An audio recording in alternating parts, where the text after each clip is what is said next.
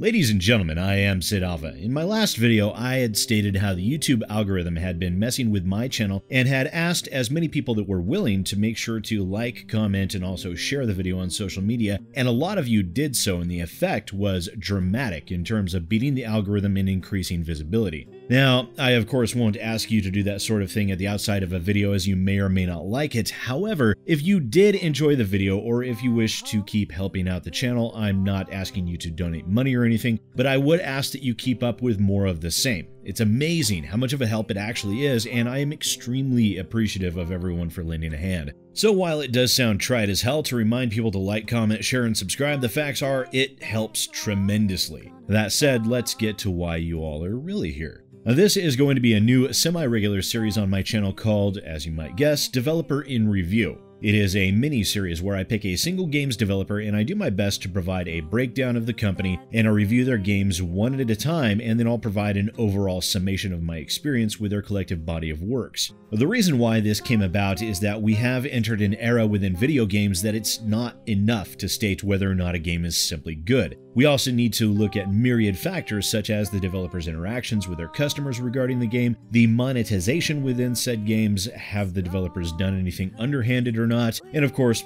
are the games any good? To kick off this little mini-series style run, I decided to go with Supergiant Games. The reason for this was due to the fact that I've been told in offhand comments by no less than 4 people over the course of a single week that Supergiant Games had never developed a bad game. And I decided I really wanted to put that to the test, and that's what gave me the idea of this series. Well, that, and when I decided to review the collective works of Digital Homicide, and those of you that have been followers on my channel for a while will remember quite vividly how well that went over, as Digital Homicide's games nearly destroyed my psyche and will to live. Now, it's not that I'm a glutton for punishment or anything, but I thought it was an interesting premise, and I hope you feel the same. So now that we've got all of that tremendous rambling out of the way, allow me to introduce you to Supergiant Games, the subjects of this Developer in Review series. Now, Supergiant Games is an American developer based out of San Francisco and was founded in 2009. Amir Rao and Gavin Simon, the founders of Supergiant Games, were both Electronic Arts veterans. Amir Rao was with ESPN 360 Games from 2004 to 2005 before joining Electronic Arts in 2005 as an intern. He was then employed by Electronic Arts Los Angeles from 2006 to 2009, where he was involved on multiple Command & Conquer titles, including Command & Conquer 3 Tiberium Wars, Command & Conquer Red Alert 3, Command & Conquer Red Alert 3 Uprising, and Command & Conquer Red Alert 3 Commander's Challenge. It's also been noted that Amir Rao made regular appearances in the Ask a Developer section on the Sportscast series Battlecast Primetime, a Sportscast-style series that focused on Command & Conquer. Gavin Simon had a relatively similar pedigree, working with Westwood Studios' EA Pacific from 2001 to 2003, before joining Electronic Arts Los Angeles from 2003 to 2009. Gavin was also involved in the Command & Conquer series, where he actually started out as a game tester. Yeah, you remember when companies had those? He started out as a game tester for Command & Conquer Red Alert 2, Yuri's Revenge, Command & Conquer Generals, Command & Conquer Generals 0 Hour, The Lord of the Rings, The Battle for Middle-earth, and Black and White 2.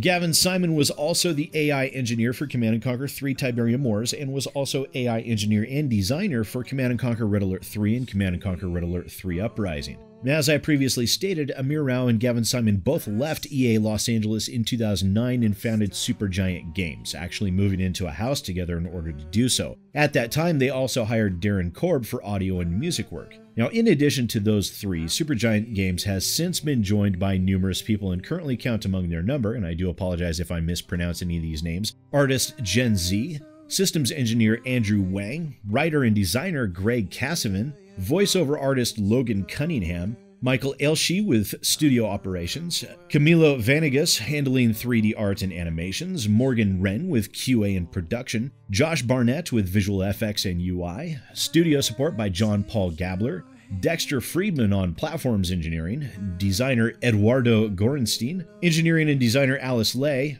Joanne Tran on environmental art, and Caitlin Sales with studio and community management. So one might imagine the team has grown rather a lot over the past decade, and they're responsible for some critically acclaimed video games that I will be reviewing one by one as we continue this series. First up will be Bastion. This was Supergiant Games' first title released in July of 2011. It is a top-down action RPG narrated by Logan Cunningham and will be the first of the games made by these developers that I will be reviewing in this series. Now, I have already played Bastion in its entirety, so expect the review on that game to be fairly soon. And if my feet were put to the fire, I'd have to admit that Logan Cunningham's voice is at least as sexy as mine. He's got a damn smooth voice, I won't argue. Next on the list is Transistor, a science fiction action RPG game that was released in May of 2014. This is a game that I have heard about, but I've never actually played, so it will be an interesting time to see what Supergiant Games has done with this title. Then the third game on this list is Pyre. Now, Pyre, released in July of 2017, is more of a sports-style game, but it does very much retain its RPG elements. Now, I've actually reviewed Pyre already on my channel, so I'm debating whether to rely on that review for this series or if I should replay Pyre and get a fresh take on it. Now, let me know what you think down in the comments below. And our fourth title is actually still in early access. Now, Hades, an Epic Games storefront exclusive, is in active development and has been available via early access since December of 2018, and it is already receiving rave reviews. Let's see how it holds up to the rest of the titles.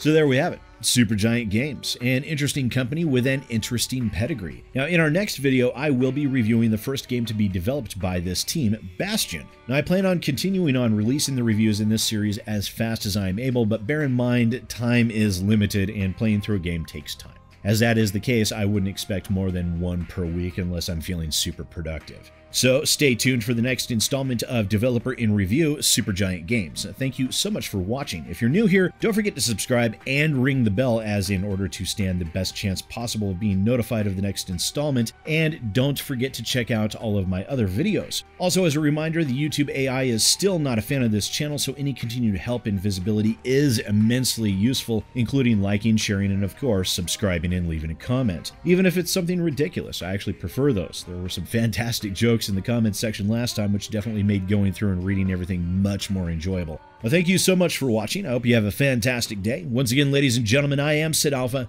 and I'll see you next time.